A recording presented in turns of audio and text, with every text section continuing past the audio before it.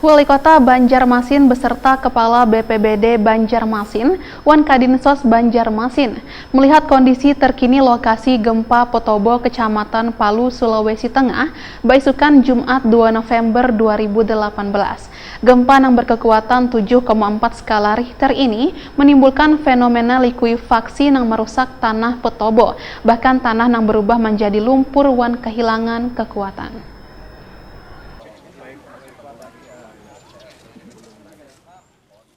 Wali Kota Banjarmasin Ibnu Sina beserta Kepala BPBD Banjarmasin Muhammad Hilmi, Wan Kadinsos Banjarmasin Eza Zain melihat kondisi terkini lokasi gempa Petobo, Kecamatan Palu Selatan, Kota Palu, Sulawesi Tengah, Baisukan Jumat 2 November 2018. Gempa yang berkekuatan 7,4 skala Richter ini menimbulkan fenomena likuifaksi yang merusak tanah Petobo, bahkan tanah yang berubah menjadi lumpur wan kehilangan kekuatan. Efeknya seolah-olah membuat perumahan di Petobo terkesan hanyut wan ditelan bumi dikarenakan volume lumpur nang keluar dalam jumlah besar wayah gempa terjadi. Ibnu Sina pun kada henti-hentinya memanjatkan doa gasan beban korban bencana alam ini. Begitu dahsyatnya kejadian ini, ujar Ibnu Sina, hingga masih banyak korban yang belum ditemukan. Tercatat kurang lebih 744 unit rumah yang tertimbun. Pihak BNPB memperkirakan ada ratusan korban yang ikut tertimbun dalam material lumpur tersebut. Dari kisaran 13.000 penduduk Petobo, hanya sekitar 2.500 orang, ujar Ibnu Sina, yang melaporkan keberadaannya. Kemudian sekitar 1.000 korban yang telah ditemukan wan sisanya diperkirakan masih terkubur.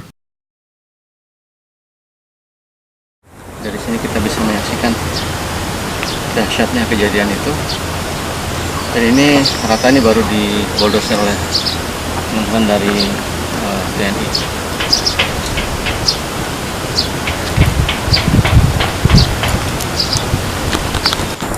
Informasinya ada 13.000 penduduk sini. Yang lapor sekitar 2.500. 1.000 orang yang sudah ditemukan. Sisanya mungkin terkubur di bawah. Allahu Akbar. Wali Kota Banjarmasin Ibnu Sina beserta Kadisdik Banjarmasin Toto Agus Daryanto menyempatkan memantau lokasi gempa di salah satu sekolah yaitu Yayasan Al-Azhar Mandiri Palu, serta memberikan dukungan buat bubuhan siswa serta pengajar nang rata-rata adalah orang Banjar. Dengan sejumlah bangunan wan ruang kelas nang rusak parah terutama pada bangunan lantai 2, kegiatan belajar mengajar sekitar 600 siswa tetap berjalan di tenda darurat. Ini dilakukan karena adanya instruksi dari dinas terkait, mengingat kondisi ruang kelas nang kada memungkinkan juga menghindari kemungkinan gempa susulan. Proses belajar mengajar nang dilaksanakan di tenda-tenda tersebut sudah berjalan saban hari dengan kurikulum nang masih menyesuaikan dengan kondisi darurat.